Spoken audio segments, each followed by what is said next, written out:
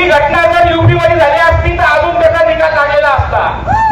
आपल्या इथं सरकार हिंदुत्ववादी आहे, त्या सरकारने काम केलं पाहिजे आणि ती मस्जिद पाडली पाहिजे. आमची निघलेला झेंडा हा पारंपरिक झेंडा आहे आणि दरवर्षीप्रमाणे निघतो आणि आमच्या लोकांनी कुणालाही तिथं त्रास दिलेला नव्हता.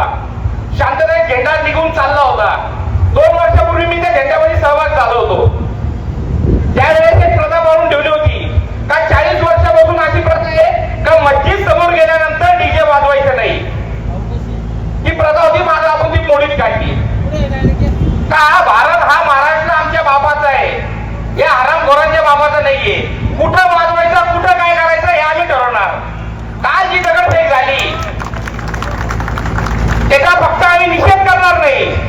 आरोपी निष्पन्न होऊन द्या, त्यांना दाखवून देऊ त्यांना कुठं पाठवायचे आणि त्यांना पाठवल्याशिवाय 72 उडानकडे पाठवल्याशिवाय आम्ही पण शांत बसणार नाही. लक्षात घ्या का प्रभू श्रीरामाच्या झेंड्यावर दगड आणून त्यांनी खूप मोठी चूक केलेली आहे. मी मागच्या एक सभेतून सांगितलं होतं त्यांना का जर तुम्ही दगड मारला तर दगडचा प्रतिउत्तर गोळीने भेटेल आणि या त्यांना आम्ही दाखवून देऊ. काल वेळ कमी होती आणि आमची मिरवणूक चालू आहे, आमची यात्रा चालू आहे म्हणून शांत आहे. काल तरी जे बसलेले जेवढे लांडे होते त्यांची दुकानं काल उठवले, सगळ्यांचे लांड्याची दुकानं उठवले आणि आपण सर्वांनी काळजी घ्यायची.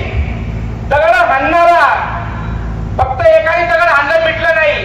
कुठल्याही मुसलमानाकडून चिकन मटण घ्यायचं नाही, कुठल्याही मुसलमानाकडून कुठलीही खरेदी करायची नाही. आतापर्यंत तुम्ही जे सर्व पाळत होते सर्व धर्म समभाव त्याचा खुटा आपल्या डोंगात घातलाय. तर हे बंद झालं पाहिजे सर्व धर्म समभाव. आज प्रभू श्रीरामाच्या जयंतीवर दगडफेक केली, उद्या छत्रपती शिवाजी महाराजांच्या जयंतीवर करतील, परवा छत्रपती संभाजी महाराजांच्या जयंतीवर करतील, डॉक्टर बाबासाहेब आंबेडकरांच्या जयंतीत करतील. सगळे हे बघत राहायचं, सोसत राहायचं का?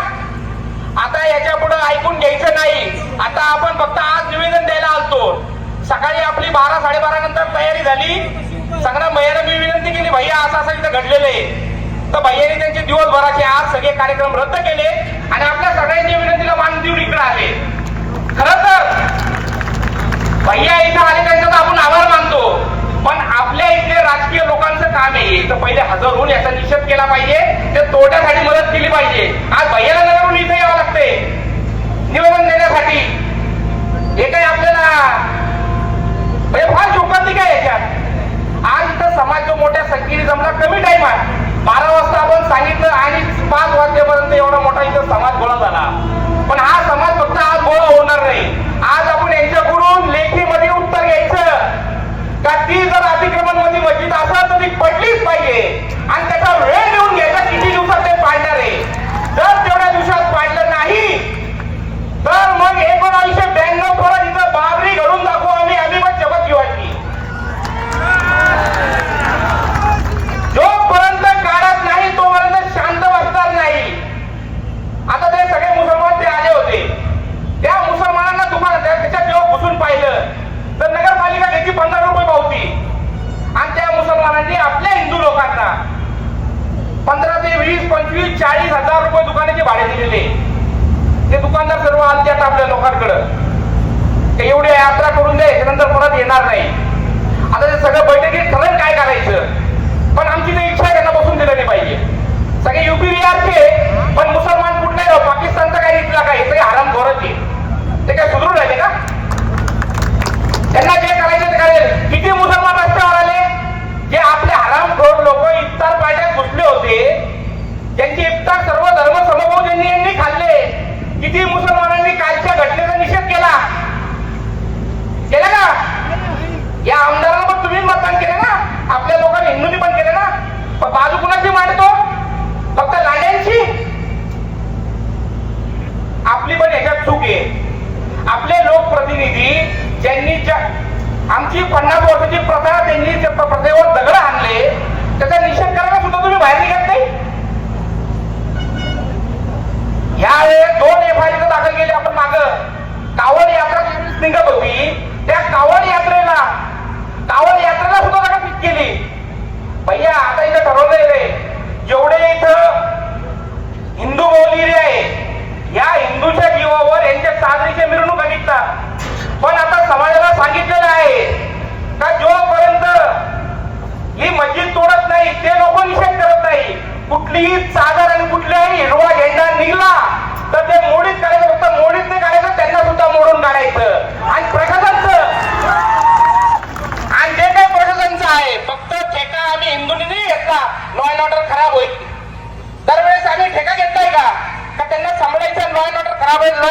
गायब होईल.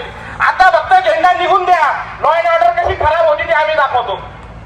आणि आपणही तयार राहायचं. जिथून झेंडा निघला, जिथून मिरवणूक निघली, त्यांनी 2 दगड मारले आणि मिरवणुकीवर 100 दगड आपले गेले पाहिजे एका टाइमाला.